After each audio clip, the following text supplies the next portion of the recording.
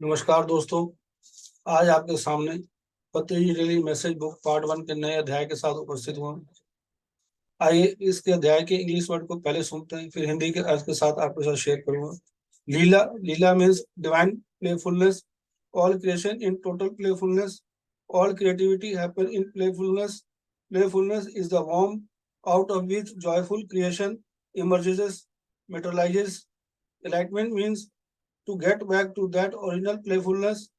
Getting a kick is the intent of playfulness. What is actually playfulness at the level of soul is perceived either as happiness or tragedy at the level of mind.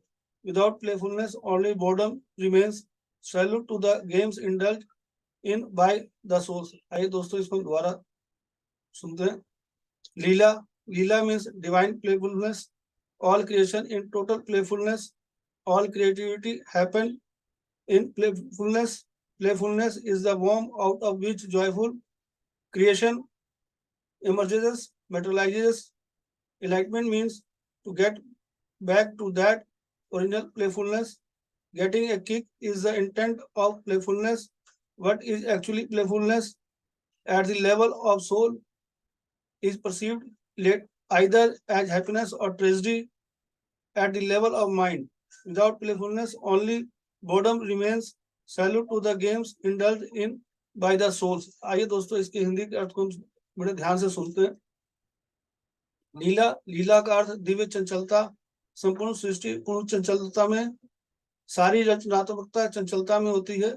यहाँ रचनात्मकता का अर्थ जो है किसी विचार को उत्पन्न करना या पहचानने की प्रवृत्ति होती है, उसमें रचनात्मकता का अर्थ है। चंचलता गर्भ है जिसमें से आनंददायक रचना उभरती है, साकार होती है। आत्मज्ञान का अर्थ उस पर वापस लौटना, मूल चैतन्य पर। सम्यक चिंतन भी से कह सकते हैं। एक उछाल प्राप्त करना है, यह चंचलता का अभिप्राय, इरादा या इच्छा है। वास्तव में आत्मा के स्तर पर चंचलता क्या है, इसे मन के स्तर पर या तो खुशी या त्रासदी के रूप में देखा जाता है। चंचलता के बिना केवल बोरियत बनी रहती है। खेल को सलाम आत्माओं द्वारा लिप्त, यहाँ पत्ती सर बता रहे हैं आत्माओं को जो इस खेल में लिप्त हैं। आइए इसको हम दोबारा सुनते हैं। लीला लीला का अर्थ दिव्य चंचलता। हर आत्मा के अंदर एक लीला चलती है, दिव्य चंचलता होती है। संपूर्ण सृष्टि पूर्ण चंचलता में, संपूर्ण सृष्टि जो है पूर्ण चंचलता में चल रही है। सारी रचनात्मकता चंचलता में होती है। जो भी रचनाएं होती हैं वो चंचलता में होती हैं।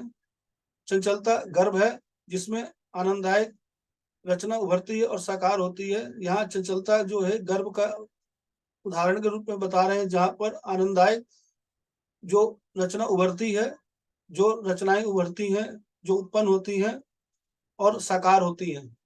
आत्मज्ञान का अर्थ उस पर वापस लौटना, मूल चैतन्य पर।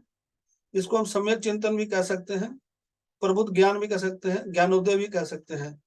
तो आत्मज्ञान के बारे हम सभी जानते हैं, तो हम ध्यान करते हैं, स्वाध्याय करते हैं, संजय संगति करते हैं, इनके माध्यम से में इस शब्द को अच्छी तरह जानते हैं और अनुभव भी करते हैं।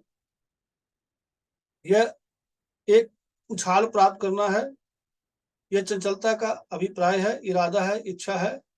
यहाँ चंचलता का जो इरादा है, एक उछाल चाहती है। वास्तव में आत्मा के स्तर पर चंचलता क्या है, इस पर हम थोड़ा ध्यान से इसको समझेंगे। इसे मन के स्तर पर तो या खुशी या त्रासदी के रूप में देखा जाता है, खुशी या त्रासदी के रूप में देखा जाता है। जो मन के स्तर पर इन चीजों को अनुभव करते हैं, यहाँ पर पति सर बता रहे हैं चंचलता के बिना केवल बोरियत बनी रहती है। अगर किसी के अंदर चंचलता नहीं है तो वो उसके अंदर हम बोरियत देखते हैं और उसके अंदर वो ना खुश ना गम ना बिल्कुल चुप होकर बैठा रहता है, जिससे लगता है कि यह किसी चीज से बोर है या ऐसे ही बैठा हुआ है।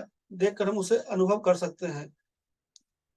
खेल को सलाम आत्माओं द्वारा लिप्त। इस खेल में जो भी आत्माएं लिप्त हैं उन आत्माओं को पति सर सलाम कह रहे हैं।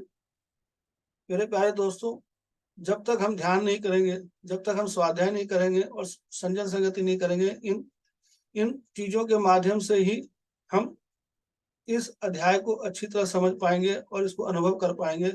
और हमें पति से बार बार कहते हैं कि ध्यान करने के लिए और स्वाध्याय करने के लिए, संजय संगति करने के लिए, इसीलिए कि जो भी हम पति सर के जो कॉन्सेप्ट या जो भी उनके ज्ञान को हम सुनते हैं तो उसको अच्छी तरह समझ पाए। धन्यवाद दोस्तों। आपको ये वीडियो अच्छा लगा हो तो दोस्तों से जरूर शेयर करें। धन्यवाद। Thank you.